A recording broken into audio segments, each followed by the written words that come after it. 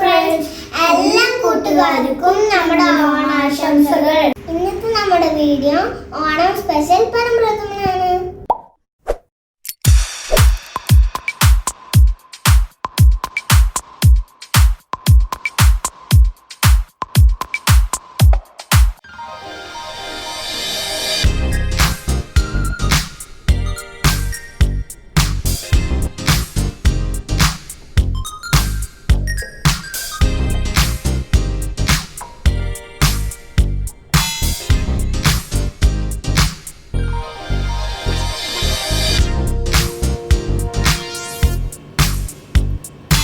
കൂട്ടുകാരെ, അപ്പൊ നമുക്ക് നമ്മുടെ പരമ്പരയിൽ നിന്ന് ഉണ്ടാക്കുന്ന വീഡിയോയിലോട്ട് പോയാലോ?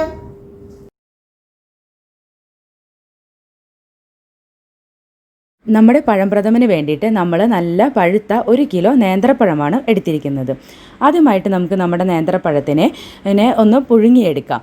ഇതിനായിട്ട് ഞാനിവിടെ നേന്ത്രപ്പഴമെല്ലാം ചെറിയ കഷ്ണങ്ങളാക്കിയിട്ട് അരിഞ്ഞ് വെച്ചിട്ടുണ്ട്. ഇനി നമുക്കിതിനെ നമ്മുടെ ഇഡ്ഡലി പാത്രത്തിലോട്ടായിട്ട് നിരത്തി വെച്ചിട്ട് ഒരു 10 മിനിറ്റോളം നമുക്കിതിനെ നന്നായിട്ട് പുഴുങ്ങിയെടുക്കാം.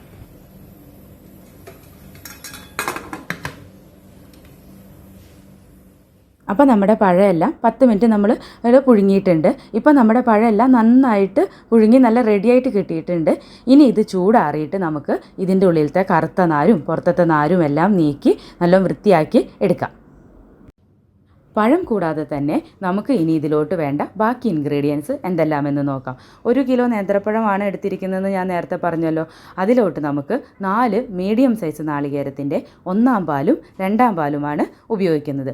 ഇനി നമ്മൾ ഇതിലോട്ട് മധുരത്തിനായിട്ട് 1/2 കിലോ ശർക്കരയാണ് ഉപയോഗിക്കുന്നത്. ഇനി നമ്മൾ ഈ പായസത്തിൻ്റെ അവസാനം വറവിടാനായിട്ട് ഒരു 100 ഗ്രാം നാളികേരക്കൊത്താണ് എടുത്തു വച്ചിരിക്കുന്നത്. ഇനി നമുക്ക് നാരെല്ലാം കളഞ്ഞ് വൃത്തിയാക്കി വെച്ചിരിക്കുന്ന നമ്മുടെ പഴത്തിനെ നല്ല പേസ്റ്റ് രൂപത്തിൽ അരച്ചെടുക്കാം. അതിനായിട്ട് നമ്മൾ നേരത്തെ എടുത്തു വെച്ചിട്ടുള്ള 2-ാം പാലിൽ നിന്നും 1/2 ഗ്ലാസ് പാലും കൂടെ ചേർത്ത് നമ്മുടെ പഴത്തിനെ നല്ല പേസ്റ്റ് പരുവത്തിൽ അരച്ചെടുത്തിട്ട് വരാം.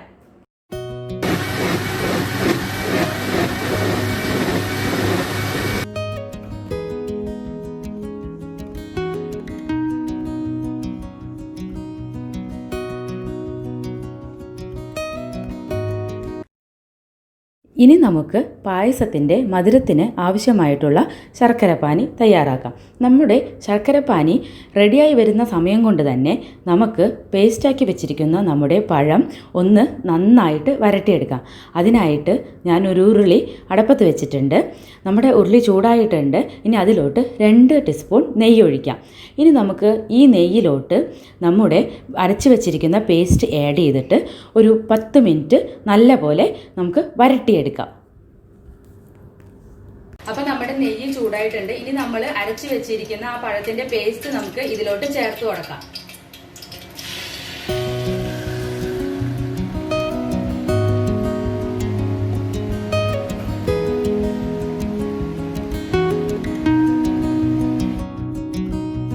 പത്ത് മിനിറ്റ് നമ്മുടെ പേസ്റ്റ് നമ്മൾ ഇളക്കിക്കൊണ്ടിരിക്കുക തന്നെ വേണം. അതുപോലെ തന്നെ പ്രത്യേകം നമ്മൾ ശ്രദ്ധിക്കേണ്ട കാര്യം എന്ന് വെച്ച് കഴിഞ്ഞാൽ ലോ ഫ്ലെയിമിലിട്ട് മാത്രമേ നമ്മളിത് ചെയ്യാവൂ. ഹൈ ഫ്ലെയിമിലിട്ട് ചെയ്തിട്ടുണ്ടെങ്കിൽ അടി പിടിക്കാനുള്ള ചാൻസ് കൂടുതലാണ്.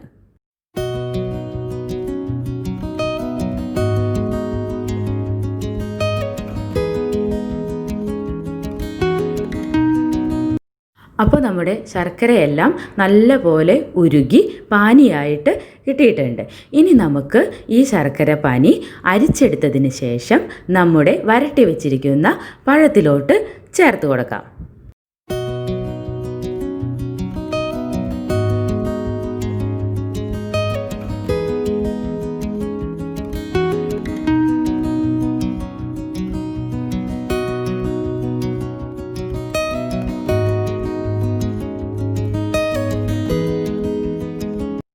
ഇനി നമുക്ക് ഇതിനെ നന്നായിട്ടൊന്ന് മിക്സ് ചെയ്ത് കൊടുക്കാം.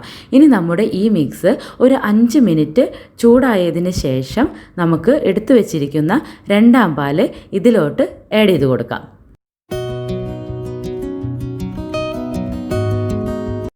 അപ്പോൾ നമ്മുടെ ശർക്കരപ്പാനി ചേർത്തിട്ടുള്ള മിക്സ് നന്നായിട്ട് ചൂടായിട്ട് വന്നിട്ടുണ്ട്. ഇനി നമുക്ക് നമ്മുടെ രണ്ടാം പാല് ഇതിലോട്ട് ചേർത്ത് നമ്മുടെ പായസം നന്നായിട്ട് കുറുകി വരുന്നത് വരെ നമുക്ക് തിളപ്പിച്ചെടുക്കാം.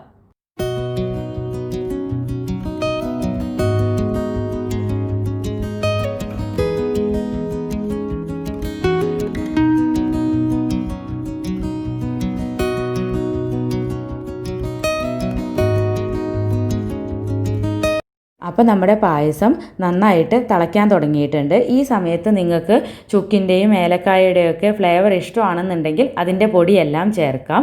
അതുപോലെ തന്നെ ചൊവ്വരി ഇഷ്ടമുള്ളവർക്കാണെന്നുണ്ടെങ്കിൽ അതും ചേർക്കാവുന്നതാണ്.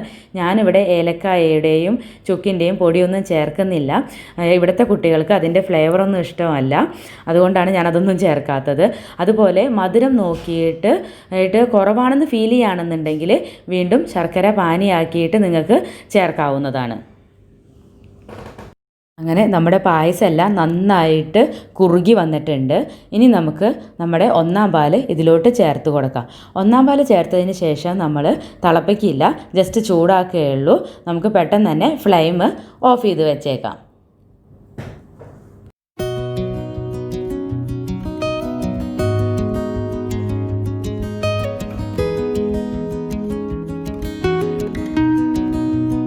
ഇത് കാണുമ്പോൾ നിങ്ങൾ വിചാരിക്കുന്നുണ്ടാവും പായസം എല്ലാം ഭയങ്കര ലൂസായിട്ടാണല്ലോ ഇരിക്കുന്നത് എന്ന്. പായസമൊക്കെ ഇരിക്കും തോറും ആണല്ലോ കുറുകി വരുന്നത്. അതുപോലെ തന്നെ നമ്മൾ ഇവിടെ നാളികേര കൊത്തെല്ലാം വറുത്തിട്ട് കഴിഞ്ഞ് സർവ് ചെയ്യാൻ വരുമ്പോഴത്തേക്കും നമ്മുടെ പായസവും നന്നായിട്ട് കുറുകിയിട്ടുണ്ടാവും. ഇനി നമുക്ക് നമ്മുടെ പായസത്തിലോട്ട് നാളികേരക്കൊത്തെല്ലാം വറുത്ത് ചേർക്കാം. അതിനായിട്ട് ഇവിടെ ഒരു ഫ്രൈ പാൻ അടുപ്പത്ത് വെച്ചിട്ടുണ്ട് ഞാൻ. ഇനി അതിലോട്ട് അത് ചൂടായി കഴിഞ്ഞാൽ 3 ടീസ്പൂൺ നെയ്യ് ചേർക്കാം. ഇനി നമ്മുടെ നെയ്യൊന്ന് ചൂടാവട്ടെ. അതിന് ശേഷം നമുക്ക് നമ്മുടെ എടുത്തു വെച്ചിരിക്കുന്ന നാളികേരക്കൊത്തെല്ലാം അതിലോട്ട് ചേർക്കാം.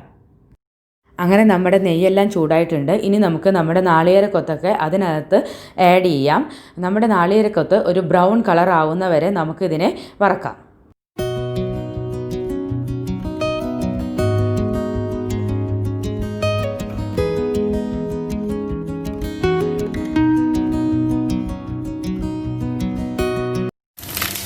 അങ്ങനെ നമ്മുടെ നാളികേരക്കൊത്തൊക്കെ ബ്രൗൺ കളറായി വന്നിട്ടുണ്ട്. ഇനി നമുക്ക് ഇതിനെ നമ്മുടെ പായസത്തിലോട്ട് ചേർത്ത് ഇളക്കി വെക്കാം.